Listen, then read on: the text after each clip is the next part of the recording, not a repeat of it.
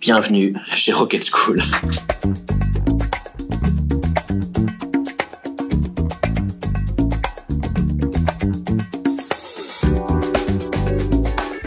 Salut, je suis Cyril Pierre de Guéhère, je suis le CEO de Rocket School. Moi, j'ai eu un parcours de tech. D'abord, j'ai fait une école qui s'appelle Epita et qui était géniale parce que ça m'a permis d'être tout de suite entrepreneur, de créer mes premières boîtes, de revendre mes premières boîtes. Et ensuite, vers 30 ans, je suis retourné vers l'éducation. J'ai dirigé Epitech, j'ai co-dirigé Epitech, je suis professeur affilié HEC, j'ai investi dans plein de boîtes. Et depuis quelques années, 4 ans, j'ai lancé Rocket School. Rocket School, c'est une école un peu particulière. C'est une école qui forme au métier du commerce et de la vente, du commerce, de la vente et du marketing, mais pas classique. C'est-à-dire, on le fait tel que c'est opéré en startup.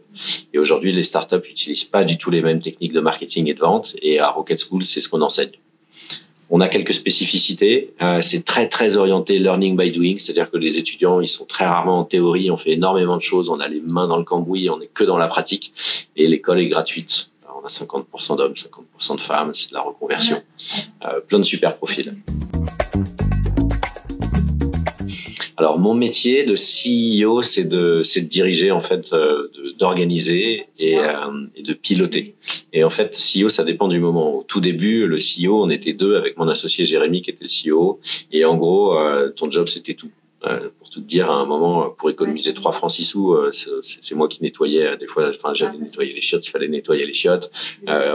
Pour s'essuyer les mains, on avait des serviettes, c'est moi qui allais les nettoyer, on les ramenait 2 jours après. Tout ça, en même temps, imaginer la stratégie, imaginer la pédagogie. Donc, au tout début, tu dois tout faire. Un CEO, il sait tout faire. Aujourd'hui, on est plus d'une 40aine dans l'équipe. On forme plus de 600 étudiants par an.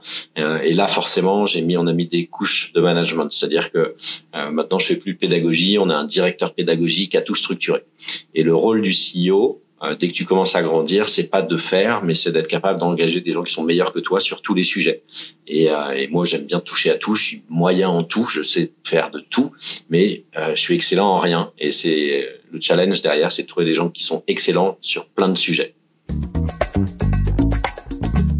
Là, ce qui me fait vibrer avec Rocket School, c'est qu'on rencontre vraiment plein de monde avec des cycles de vie qui sont complètement différents. Je vais avoir une ancienne DJ qui s'est reconvertie, j'ai un champion de France de boxe thaï, j'ai des gens qui étaient à la rue. Et en fait, c'est des histoires de vie que je trouve démentielles. J'adore partager. En plus, comme la moyenne d'âge est de 28 ans, c'est des gens qui sont pas en poursuite d'études, c'est des gens qui ont un petit peu plus de bagages, donc plus de trucs à raconter. Et ce qui me fait vibrer, c'est de les rencontrer et de les aider. Parce que derrière, ces gens qui étaient à un moment peut-être pas dans la merde, mais pas dans le bon job, pas heureux dans leur vie pro, de voir qu'ils sont heureux, de voir qu'ils gagnent bien leur vie, de voir qu'ils ont plein d'opportunités. Ça, c'est mon kiff de tous les jours chez Rocket.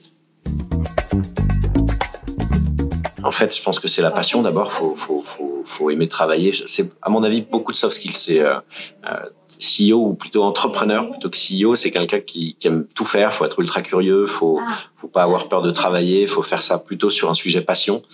Qu'est-ce qui peut te préparer à ça? Il faut que tu aies une culture globale, donc et très terrain. Donc c'est plutôt une école terrain.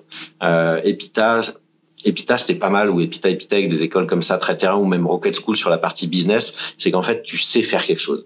Il y a plein d'écoles où tu apprends la théorie, et être entrepreneur avec la théorie, ça va pas t'aider. Il faut que tu sois capable de produire au début. En tout cas, quand tu crées ta boîte de zéro, il faut que tu sois capable de créer donc des écoles comme Epita, des écoles comme Epitech, des écoles comme Rocket School vont te permettre potentiellement de te créer, de te mettre à ton compte derrière, de commencer à développer toi-même tes propres services, à vendre du jus de cerveau, et ensuite de grossir.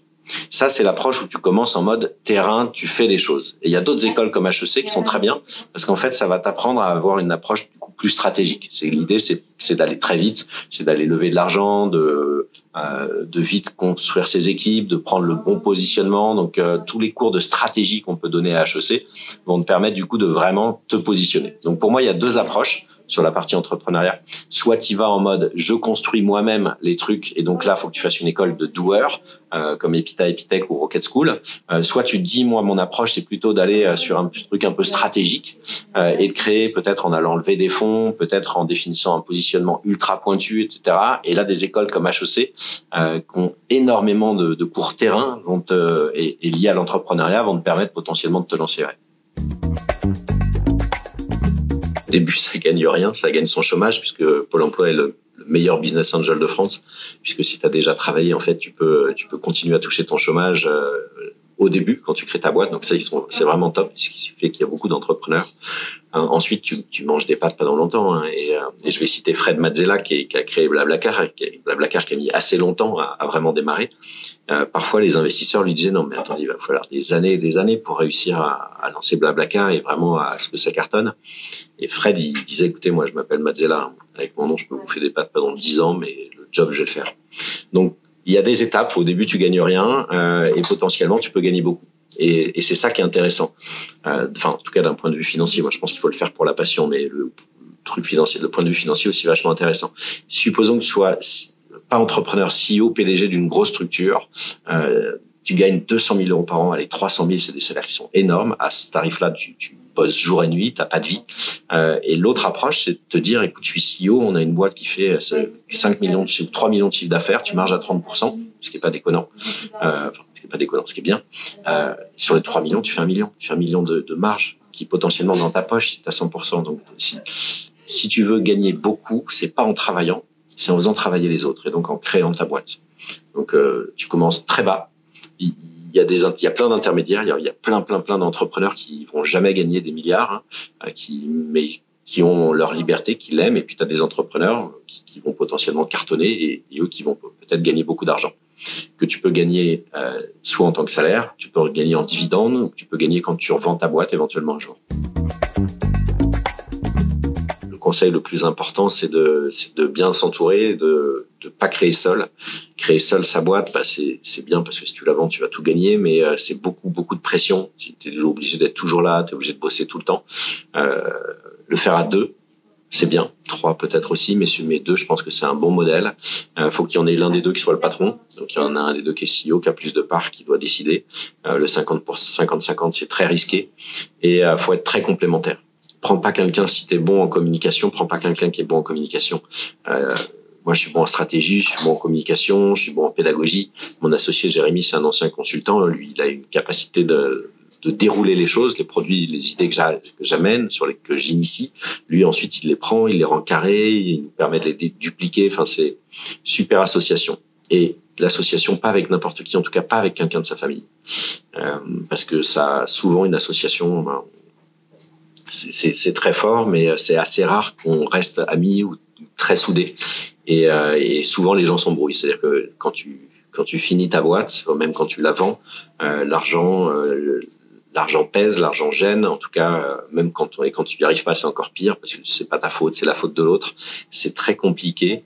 Et du coup, la famille, pour moi, c'est la priorité. Donc, j'ai pas envie de perdre ma famille ou mon premier cercle d'amis juste pour une question d'entrepreneuriat et d'argent.